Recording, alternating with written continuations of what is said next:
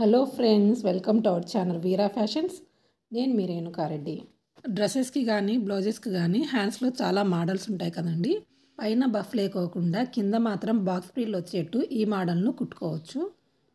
Hand పొడవు గుర్తు పెట్టేటప్పుడు పట్టీ కోసం 1.5 ఇంచ్ మైనస్ చేసుకొని పొడవు పెట్టుకోవాలి. నార్మల్గా హ్యాండ్కు గీసినట్టే గీసుకోవాలండి హ్యాండ్ అంతా. కాకపోతే ఇక్కడ ఆర్మ్ హోల్ దగ్గర ఎంత అయితే ఉందో సేమ్ అంతే కింద కూడా పెట్టుకోవాలి.